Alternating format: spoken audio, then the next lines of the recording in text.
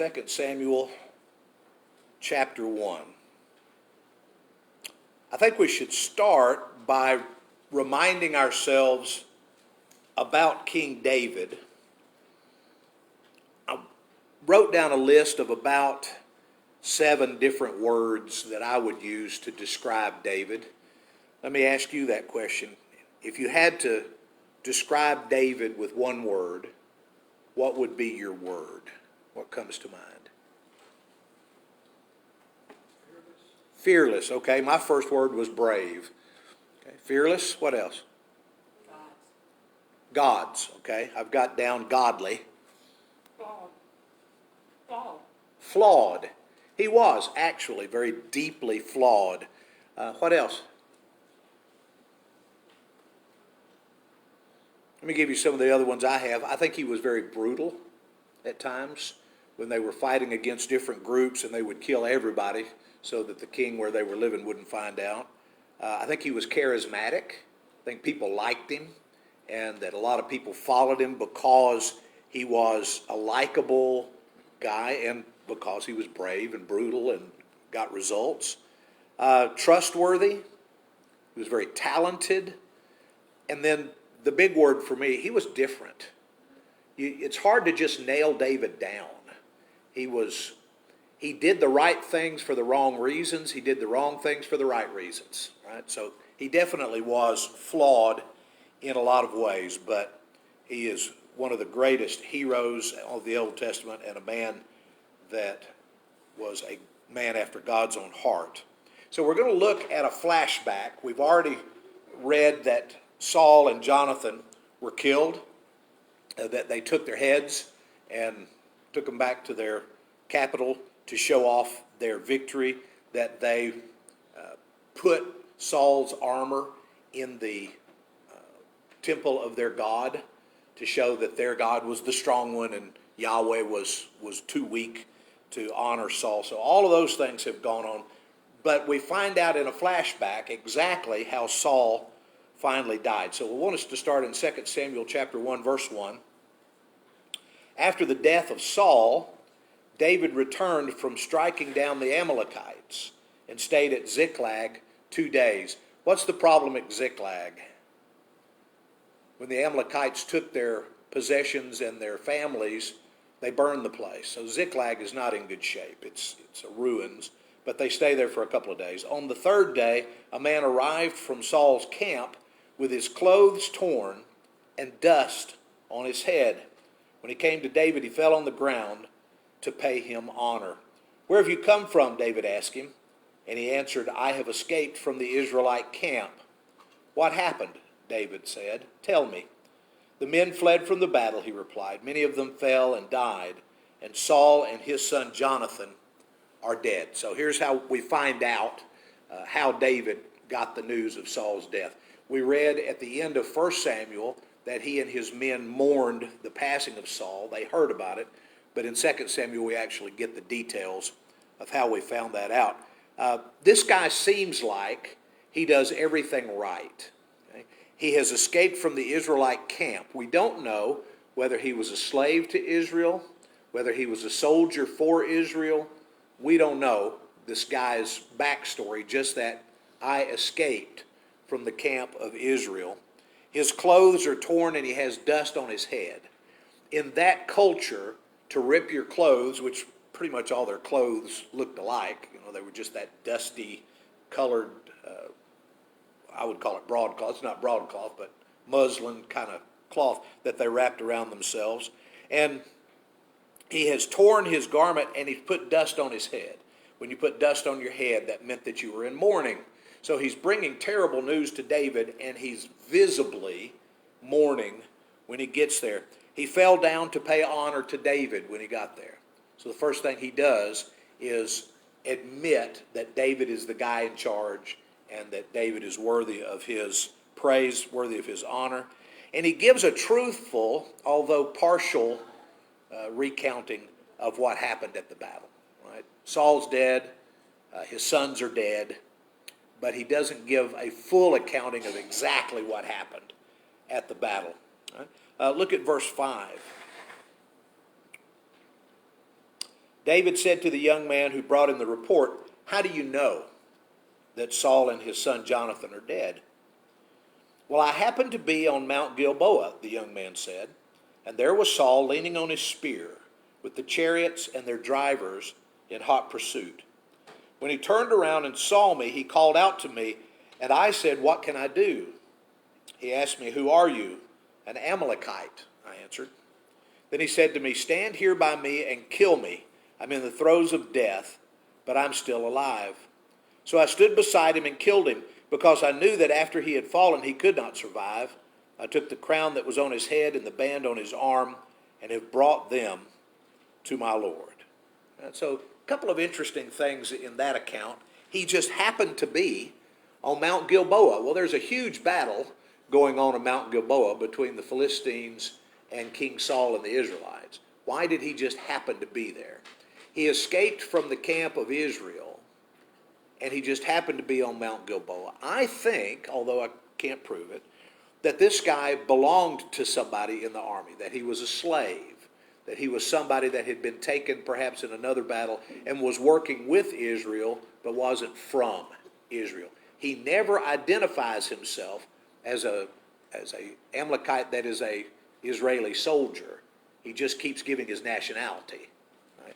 He tells David, "I'm an Amalekite." He told Saul, "I'm an Amalekite." So he's in the right place at the wrong time, and Saul asks him to finish off what he started. And so he helps Saul with an act of assisted suicide. And we haven't had that in the news as much as we did for a while. You remember in the 80s and the 90s, Dr. Korvecchia, something like that, that was assisting people with suicide in California. And so there were Kevorkian, there you go. There were these cases that came up in court, whether that was legitimate or not, and so a lot of those have gone all the way to the Supreme Court. It's an interesting question. If I'm dying, can you help me? Saul calls this guy over. He says, "Who are you?" "Well, I'm an Amalekite." "Well, I'm about to die. Would you finish me off?" And so the young man does what Saul asks him to do. Is that a good thing or a bad thing? It's a bad thing. Right? So when he comes and pays honor to David and tells David that he has news, he brings David the royal jewelry. He brings him the crown, and he brings him the arm bracelet. And I haven't seen a lot of old illustrations of Israeli kings wearing that kind of decoration, but the pharaohs used to wear a lot of the big golden bracelets. Right? So in that time frame, it seems to have been something that was done. And Saul had himself a crown, and he had himself big jewelry to wear, and he even wore it into battle. So this young man, after he helps Saul die, he takes Saul's jewelry with him to take it when he goes to see David. It seems like the right thing to do. This young man is doing what Saul asked him to do, and then he takes this bounty from the battle, and he doesn't run off with it. He goes to find David because he feels that David is worthy of being the next king. And he brings him the kingly stuff. David doesn't see it that way. Beginning in verse 11. David and all the men with him took hold of their clothes and tore them. They mourned and wept and fasted until evening for Saul and his son Jonathan, and for the army of the Lord and for the nation of Israel, because they had fallen by the sword. David said to the young man who brought him the report, "Where are you from?" "I am the son of a foreigner, an Amalekite," he answered. And David asked him, "Why weren't you afraid to lift your hand to destroy the Lord's anointed?" You remember when Saul first gets in that predicament, he asks his armor bearer to take care of it. The armor bearer won't do it because he's an Israeli. He knows that Saul's God's anointed. He's not going to strike him down. But this guy is the son of a foreigner. He's an Amalekite. And so he thinks he's doing Saul a favor and does what he's asked to do. David called one of his men, and he said, "Go strike him down." So he struck him down, and he died. So our word brutal kind of works out there. David had said to him, "Your blood be on your own head. Your own mouth testified against you when you said, I killed the Lord's anointed." So I want to use the phrase poor Amalekite, but he is an Amalekite. Look back at verse 1 of the chapter, lest we miss the connection. After the death of Saul, David returned from striking down the Amalekites. Right? His latest, biggest battle was with a bunch of Amalekites, because those Amalekites had sneaked into Ziklag while they were gone and taken all their possessions and burned their town. So now you've got an Amalekite that shows up and says, "I did you a favor. I killed the king of Israel." So David has him put to death and says, "You've said it by your own mouth. You've killed the Lord's anointed." So those Amalekites are, kind of riddled through the story to some degree or another. Now when we get to verse 17, we change over to a different kind of text. We're away from the historic text, and we go into a lament.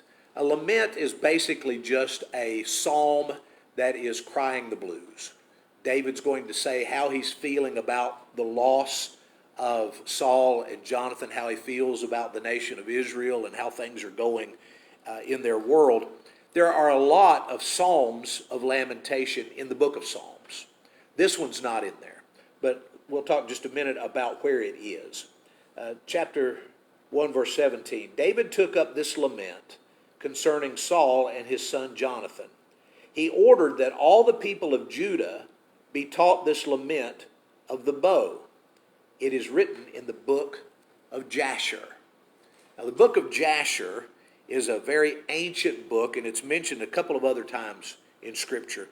You remember when Joshua was going into battle, and he prayed that the Lord would make the sun stand still? And so they're able to keep that battle going all the way, past eventime up into the night, because it was still bright outside. At the end of that little passage it says, "Is this not written in the book of Jasher?" Along about 1400 or so, a Jewish rabbi wrote a book that he called the book of Jasher. In about 1800, it was translated into the English language. So if you go online, you can find a book of Jasher. And what it does is go back to Genesis, and it's basically a running commentary. The Jews would call it a midrash, a writing about the writing. And he gives all kinds of details that are not in our Bibles.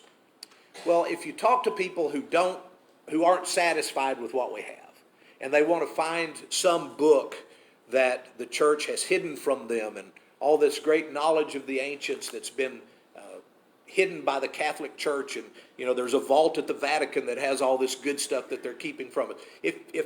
If you're one of those folks, the book of Jasher is very appealing to you. The problem is it's an absolute synonymous writing. In other words, they put Jasher's name on it, but Jasher didn't write it. It's a fake.